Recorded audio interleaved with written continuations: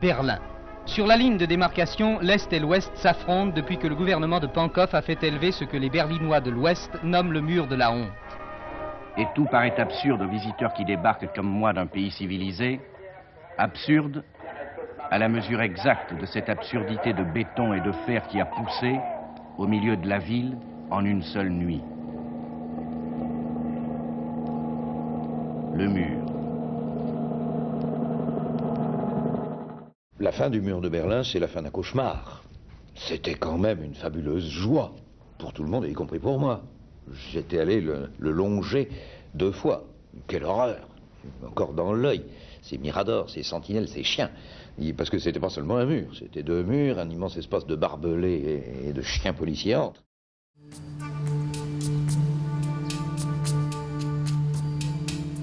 Dix ans après la chute du mur de Berlin, un nouveau rideau de fer s'est mis en place. 8 kilomètres de béton, une double épaisseur de barbelés, des détecteurs de mouvement, des caméras et des projecteurs séparent aujourd'hui l'Union européenne de l'Afrique.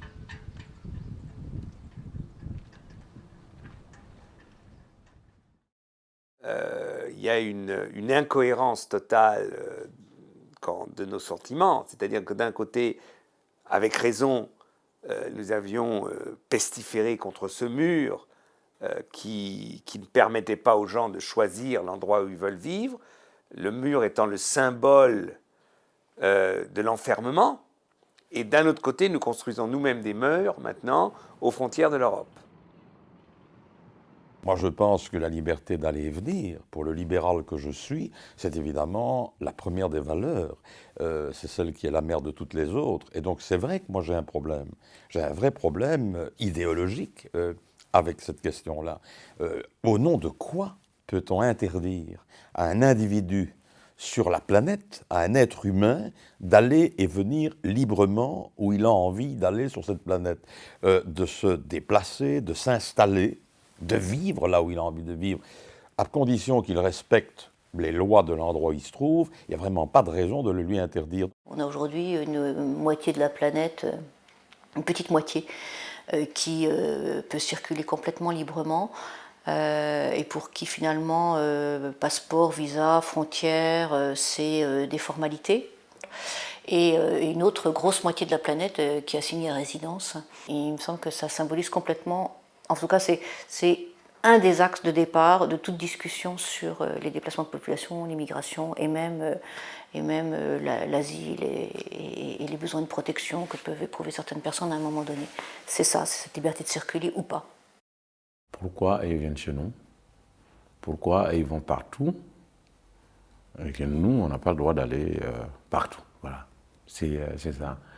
Alors que c'est des pays qui nous chantent tous les jours l'histoire des droits de l'homme, de démocratie, de temps en temps, tu vois. On a l'impression qu'ils parlent des droits de l'homme quand ça les arrange. Parce que là, il n'y a pas du tout d'égalité. Ça, c'est une injustice flagrante. Nous avons une politique de méfiance à l'égard des étrangers qui est devenue assez terrifiante. Que tout étranger est d'abord considéré comme un danger. Donc tout d'un coup, c'est cette façon que nous avons de les rejeter et de les considérer comme des menaces. Et donc, du coup, de les traiter de façon honteuse.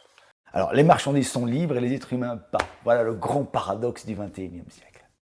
Il est temps de comprendre cette unité humaine qui est profondément réelle. C'est là où le généticien que je suis est obligé de réagir. En fait, du point de vue de la réalité humaine, nous sommes des hommes, non pas à égalité, ça ne veut rien dire, mais ayant véritablement les mêmes droits, y compris le droit d'aller regarder ailleurs ce qui se passe. En tant qu'être humain, j'ai le droit d'aller voir les autres êtres humains où qu'ils soient. Et l'autre être humain n'a pas le droit, pour X raisons, ou pour quelque raison que ce soit, de m'empêcher d'aller le voir. C'est qu'il pose une question fondamentale qui va jusqu'aux sources et à la racine de l'être humain, c'est-à-dire une réponse anthropologique du genre comment transcender la frontière, comment faire disparaître les frontières. Je pense que justement, la grandeur d'un pays, c'est de s'ouvrir Il ne s'agit pas de se replier sur lui-même. Et chaque fois que la France a pu rayonner, à travers ses rois et à travers ses républiques, c'est toujours parce qu'elle a été la terre d'accueil. Nous sommes en train de construire une humanité faite de petits blocs fermés sur eux-mêmes. C'est exactement le contraire de ce qu'il faudrait faire. Les forteresses, ça ne marche pas. Toutes les forteresses ont été assiégées et détruites. Donc qu'on monte de l'Antiquité jusqu'à maintenant, tous les murs sont faits pour être détruits. Donc ça ne sert à rien. C'est simplement faire croire que, entre guillemets, le danger est repoussé un peu plus loin. On est intouchable parce qu'on serait dans la partie développée du monde, quoi. Ça ne tient pas debout. La réponse européenne d'ailleurs à ces pirogues ou à ces bateaux pourris qui partent, c'est Frontex. C'est ce système militaire semi-clandestin, des hélicoptères de combat, des radars de nuit, des bateaux de guerre qui doivent, ils ont réussi au Maroc, qui doivent sécuriser soi-disant les côtes et empêcher que les pirogues des réfugiés arrivent dans les eaux territoriales européennes. Réponse militaire, réponse absurde.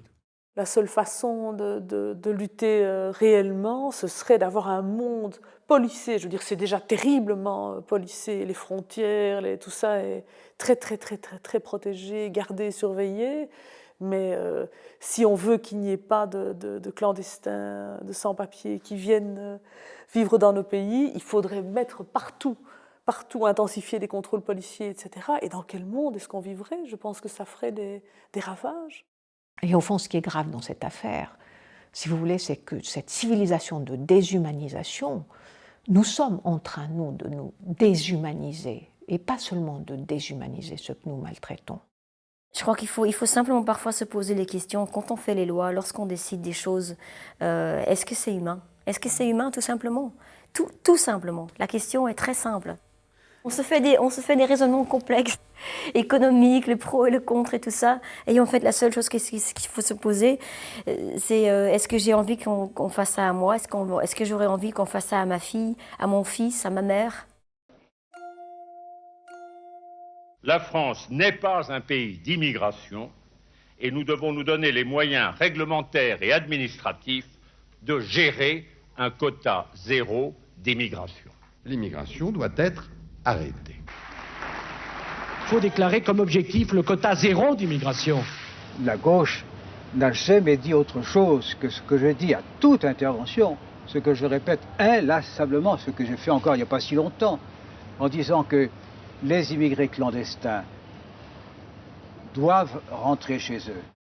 Si aujourd'hui on a un espace public désemparé, c'est parce que pendant 30 ans, on lui a menti. Ils ont dit, on a la politique qui fera qu'il y aura moins de sans-papiers, d'illégaux, d'immigration, etc. C'est pas vrai. Et c'est ça qui est dangereux. C'est-à-dire, même avec cette politique d'affichage, de dire on va renvoyer, je ne sais pas, c'est combien, 500 personnes par mois ou par semaine, les gens se retournent et disent mais rien n'a changé. Donc ça ne fonctionne pas. Je veux dire, ce qui est complètement aberrant, c'est la prétention que par la répression ou par la fermeture et le retour forcé, on change quoi que ce soit. C'est très symbolique. C'est vraiment, et c'est ça qui est terrible. Mais c'est un symbolisme négatif, terrible.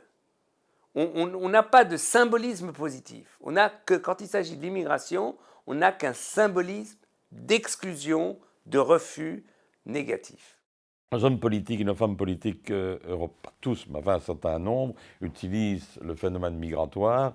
Je dirais qu'à la limite, ils l'utilisent pour faire peur à l'opinion publique et pour faire le jackpot électoral, en laissant croire qu'en fermant les frontières, nécessairement, il y aura plus d'emplois pour les autochtones, enfin, toutes sortes d'arguments absolument spécieux, et il faut bien le dire, malhonnêtes.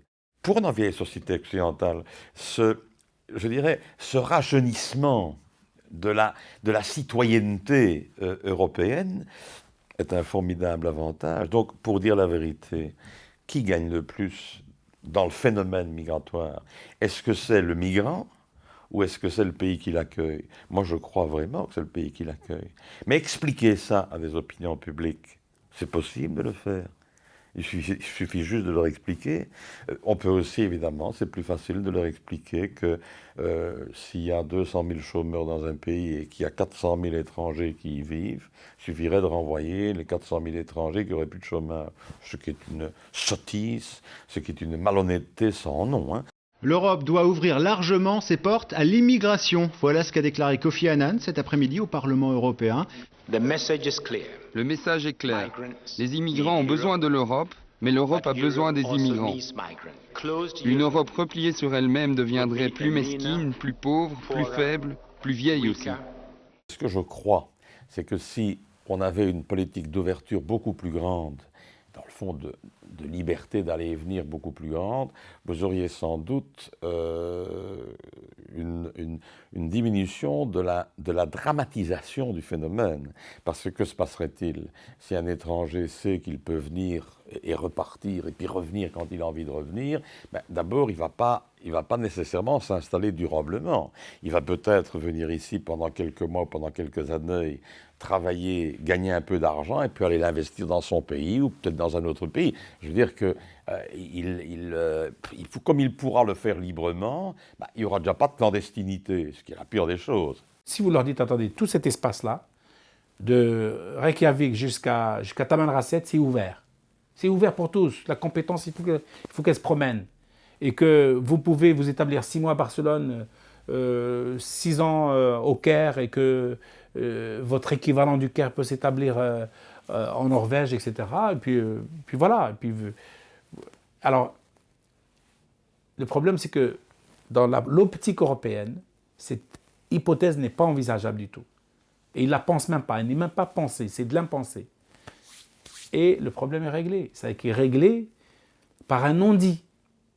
Il n'est pas réglé. Le problème n'est pas réglé par un plus de compétences ou un plus de réponses. Il n'y a pas de plus de réponses. On ne répond pas.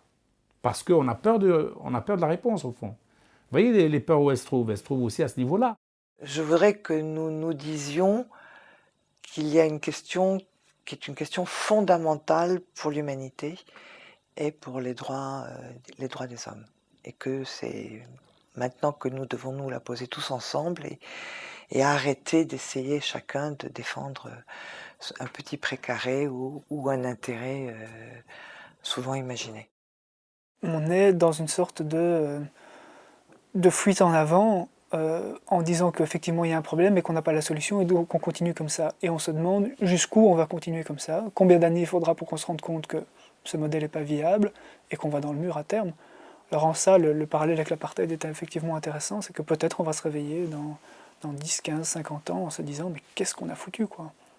Qu'est-ce qu'on a foutu ?